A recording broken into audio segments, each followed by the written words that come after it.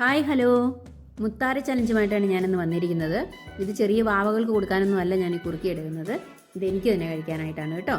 അപ്പോൾ ഞാൻ കഴിഞ്ഞ മഴക്കാലത്തിന് തൊട്ട് മുമ്പായിട്ട് മുത്താറി വാങ്ങിച്ചു വെച്ചതാണ്.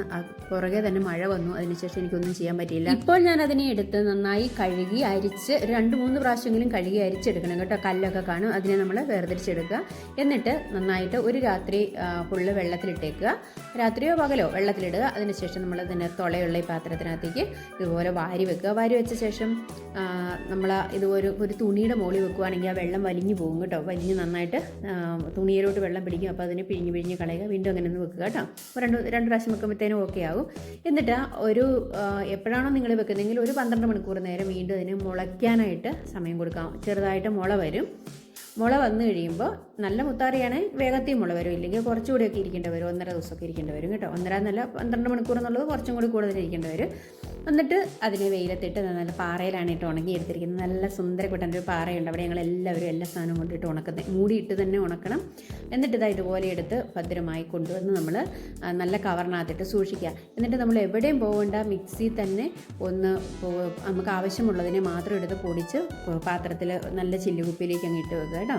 അത് ആവശ്യാനുസരണം അത് തീരുന്നതിനനുസരിച്ച് മാത്രം ഇതുപോലെ പൊടിച്ച് നമ്മൾ ഭരണിയിലിട്ട് വെക്കുക. ഇനി അതിനെ അരിച്ചെടുക്കണമെങ്കിൽ അരിച്ചെടുത്തിട്ട് വീണ്ടും പിന്നെ പൊടിക്കണമെങ്കിൽ പൊടിക്കാം. അതിൻ്റെ ഒന്നും ആവശ്യമില്ല, ഇങ്ങനെ തന്നെ എടുക്കേണ്ടതായിട്ടേ ഉള്ളൂ. കുഞ്ഞു പിള്ളേർക്കൊന്നും കൊടുക്കാനാണെങ്കിൽ അങ്ങനെ വേണമെങ്കിൽ ചെയ്യാം.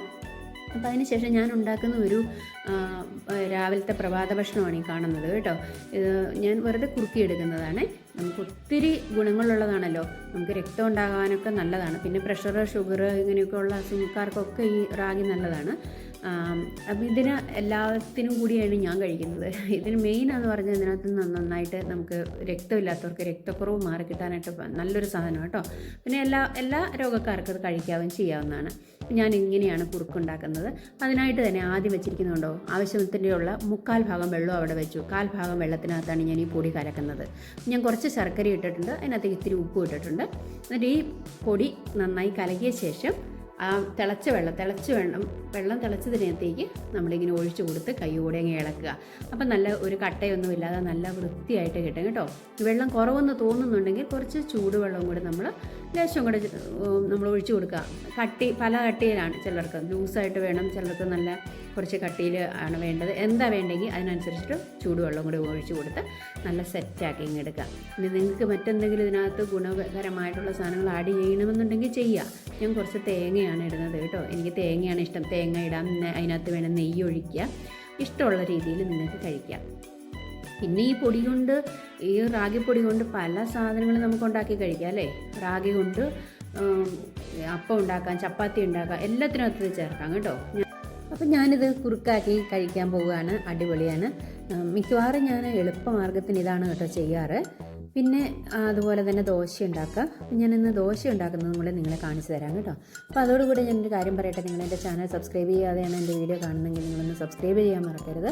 അതുപോലെ തന്നെ ലൈക്ക് ചെയ്യുക. ഇത് പ്രയോജനപ്പെടുന്നെങ്കിൽ മറ്റുള്ളവർക്കൊന്ന് ഷെയർ ചെയ്ത് കൊടുക്കുക. എൻ്റെ ചാനലിൽ കുറേ വീഡിയോകളുണ്ട് കേട്ടോ, അതെല്ലാം നിങ്ങളൊന്ന് കാണണേ. അതായപ്പോൾ ഞാൻ പച്ചരി എടുത്തിട്ടുണ്ട്, ഒരു തവി പച്ചരി എടുത്തു. അതേ തവിക്ക് തന്നെ അതിന് അനുപാതികമായിട്ട് ഉഴുന്നെടുത്തിട്ടുണ്ട്. അതുപോലെ ഉഴുന്നിൻ്റെ അത്രയും ഏകദേശം അളവ് തന്നെ ചെറുപയർ എടുത്തു. അതിനേക്കാളൊക്കെ കുറച്ചുകൂടി കൂടുതൽ റാഗി എടുത്തിട്ടുണ്ട്. പിന്നെ ഒരു 5-6 ഉലുവ നമ്മൾ സാധാരണ ചേർക്കുന്നതാണല്ലോ.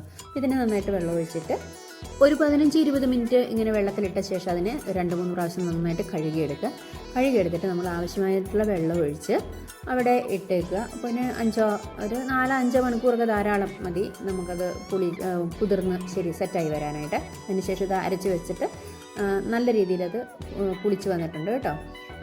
പുളി അധികമാവരുത്, എനിക്കൊന്നും പുളി ഇഷ്ടമല്ല. അതുകൊണ്ട് ഇങ്ങനെ പൊന്തി വരിക വരുന്ന സമയത്ത് ഞാൻ മാറ്റി വെക്കും, ഫ്രിഡ്ജിനകത്തോട്ടൊക്കെ എടുത്ത് വെക്കും. അപ്പം അങ്ങനെ ദോശയ്ക്കായിട്ട് കുറച്ച് ലൂസിലാണ് ഞാൻ ദോശയൊക്കെ അരച്ചിരിക്കുന്നത്. കട്ടി കുറച്ച് വേണമെങ്കിൽ അങ്ങനെ എടുക്കാം. ഞാൻ കുറച്ച് ലൂസായിട്ട് അങ്ങ് അരച്ചെന്നേ ഉള്ളൂ. അപ്പം നല്ലപോലെ മുടി വെച്ച് വേവിച്ചെടുക്കാൻ നല്ല അടിപൊളി സാധനമാണ് കേട്ടോ. അപ്പോൾ ഞാൻ പറഞ്ഞതുപോലെ തന്നെ എൻ്റെ ഈ കുക്കിംഗ് ചാനലിൽ കുറേ വീഡിയോകൾ കിടപ്പുണ്ട്. നിങ്ങളതൊന്ന് കയറി കാണുക. കണ്ടിട്ട് നിങ്ങൾക്ക് എന്തായാലും പ്രയോജനപ്പെടും. ഇപ്പോഴത്തെ പുതുതലമുറയ്ക്കും ഒക്കെ പ്രയോജനപ്പെടുന്നതാണ്. നിങ്ങൾ മറ്റുള്ളവർക്കൊന്ന് ഷെയർ ചെയ്ത് കൊടുക്കാനൊക്കെ മറക്കണ്ട കേട്ടോ. അപ്പോൾ ഇത് നല്ല സോഫ്റ്റ് ആയിട്ടുള്ള അപ്പമാണ് കേട്ടോ. നല്ല ദോശയാണ് കിട്ടിയിരിക്കുന്നത്, നല്ല സോഫ്റ്റ് കണ്ടോ. പിന്നെ ഞാൻ ചമ്മന്തിയോ സാമ്പാറോ ഒക്കെ ഉണ്ടാക്കുന്നവർക്ക് അത് ഉണ്ടാക്കാം. ഞാനിന്ന് ചമ്മന്തി ഉണ്ടാക്കിയില്ല, തേൻ കൂട്ടിയിട്ടാണ് കഴിക്കുന്നത്. ഇപ്പോൾ എന്തും ദോശയ്ക്ക് കറിയായിട്ട് കഴിക്കുന്നുണ്ടല്ലോ. എനിക്ക് തേന് കൂട്ടി കഴിക്കാൻ ഇഷ്ടമാണ്, അപ്പം ഞാൻ അതാണ് കഴിക്കുന്നത് കേട്ടോ. അപ്പോൾ നിങ്ങളെല്ലാവരും സപ്പോർട്ട് ചെയ്യുക, ലൈക്ക് ചെയ്യുക, കമൻറ്റ് ചെയ്യുക. വീണ്ടും നിങ്ങൾക്ക് വളരെ ഉപകാരപ്രദമായ മറ്റ് വീഡിയോസുകളുമായിട്ട് ഞാൻ വരുന്നതാണ്. അപ്പോൾ അതുവരെയും എല്ലാവർക്കും ടാറ്റാ.